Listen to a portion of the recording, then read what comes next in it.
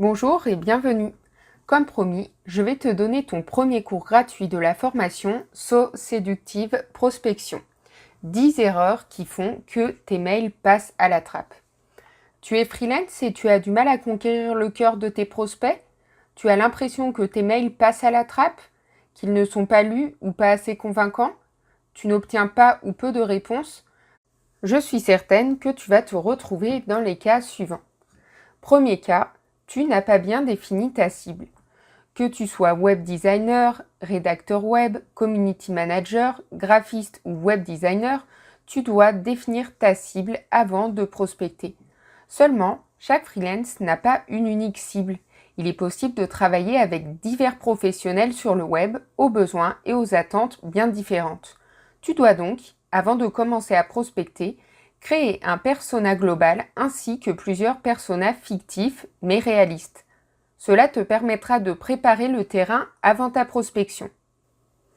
Quand le moment sera venu, tu n'auras qu'à reprendre tes petites fiches et à les adapter à tes prospects en fonction de leur profil, de leur site web et de leurs besoins.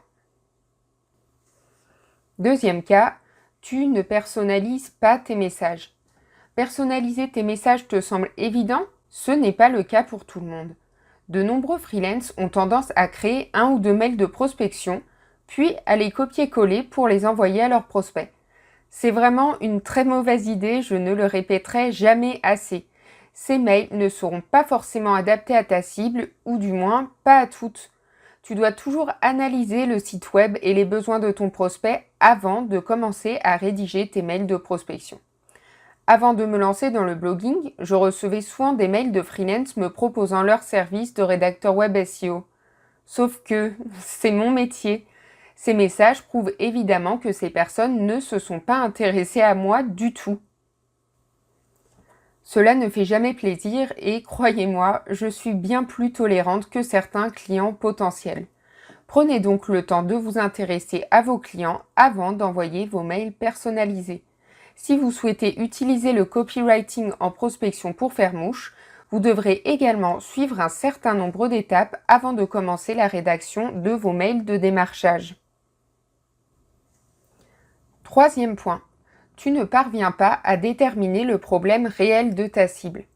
Tu dois savoir de quoi ta cible a besoin pour lui proposer les meilleurs services possibles. C'est la base même du copywriting. Tu dois partir du problème réel de ton prospect pour lui apporter la bonne solution. C'est donc une étape à ne pas négliger. Ta cible peut souffrir de problématiques diverses. Manque de temps, manque de visibilité, manque de compétences pour faire telle ou telle action. À toi de te mettre dans sa peau pour lui ôter les mots de la bouche. Ne t'en fais pas besoin d'être mentaliste. Encore une fois, une étude approfondie de ta cible peut t'en apprendre énormément sur elle. Quatrième point, tes objets de mail sont trop plats ou trop racoleurs. Utiliser le copywriting pour prospecter implique d'être capable de créer des objets de mail attractifs. Ce n'est pas toujours simple car, là encore, ce qui plaît à certains peut déplaire à d'autres. Tu dois donc créer ton objet de mail en fonction de ton prospect, encore une fois. Il doit lui donner envie de cliquer sur ton mail et de le lire.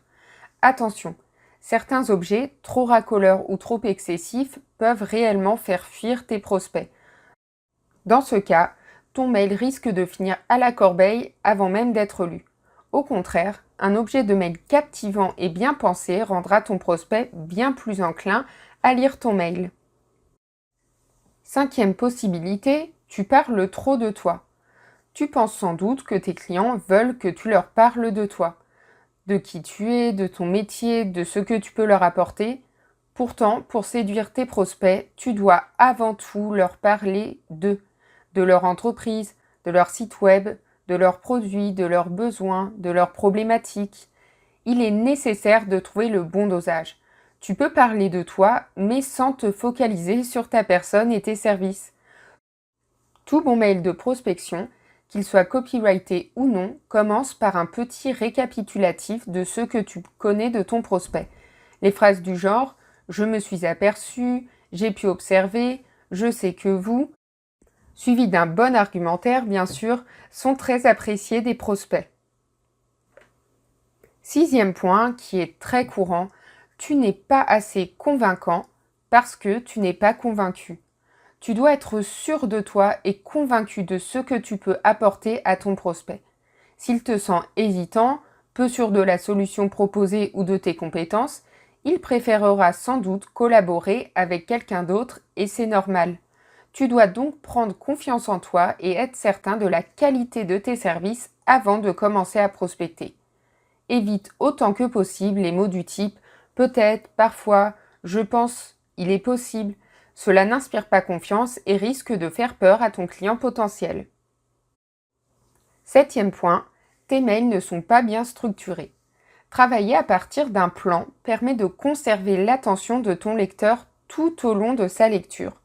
Lorsqu'on utilise le copywriting en prospection, on ne rédige pas un mail de but en blanc. Ton mail doit respecter une certaine structure. Cette dernière te sert de fil conducteur et te permet de dire tout ce que tu as à dire dans le bon ordre. Créer ta structure avant d'envoyer tes mails va te permettre de rédiger plus vite et d'énoncer tes idées plus clairement sans rien oublier.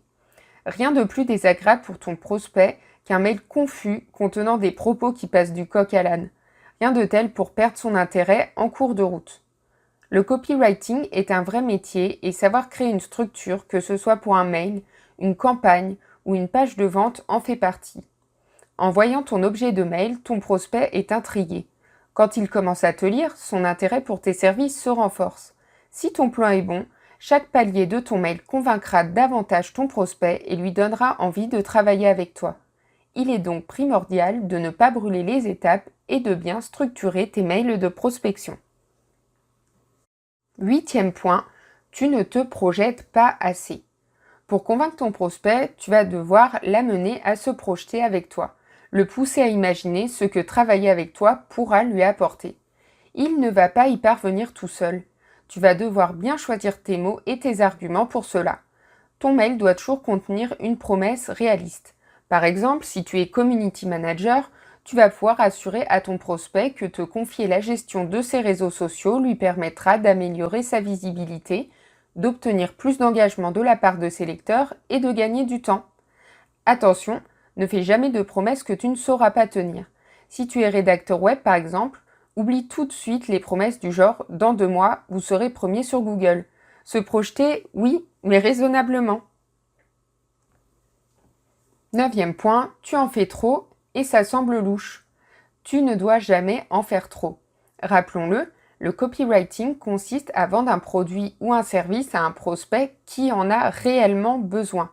Tu dois donc être honnête et réaliste. Tu as sans doute déjà vu passer des publications du type « Ma méthode miracle pour gagner des millions en buvant des cocktails sur la plage »,« Je vais vous apprendre comment générer des milliers d'euros en travaillant 30 minutes par jour ». Cela ne t'a sans doute pas donné envie d'acheter le produit ou de demander les services de cette personne. Les grosses promesses bien louches, on oublie. Même si tes services sont géniaux, tu dois éviter d'en faire des caisses. Sois convaincant, sûr de toi, mais n'en rajoute jamais. Oublie les objets de mail trop gros ou les promesses trop alléchantes. Encore une fois, ton prospect risque de prendre ses jambes à son cou. 10e et dernier point, tu ne pousses pas ton prospect à l'action. Tu as dressé un super plan, créé un objet de mail vendeur, rédigé un mail convaincant. C'est génial, mais ton travail ne s'arrête pas là. Tout au long de ton mail et à la fin de ce dernier, tu vas devoir pousser ton prospect à l'action. Exposer une solution sans demander à ton prospect d'agir ne sert parfois à rien du tout. Il est donc essentiel de savoir quand et comment pousser ton prospect à l'action pour l'inciter à faire appel à toi. C'est presque terminé. Je t'ai parlé des 10 erreurs qui font que tes mails de prospection passent à la trappe. Tu t'es reconnu dans l'une ou plusieurs de ces situations, mais tu ne te sens toujours pas capable de séduire tes prospects avec un simple mail ? Tu as la sensation que tes mails sont trop plats et tu voudrais aller plus loin ? Tu veux apprendre à créer le coup de foudre professionnel et à devenir irrésistible aux yeux de tes prospects ? Je reviendrai rapidement vers toi. Ma nouvelle formation en ligne, So Séductive Prospection, va te donner toutes les cartes pour conquérir le cœur de tes prospects avec tes mots et avec éthique, En attendant, je reste à disposition pour répondre à toutes tes questions. À très bientôt!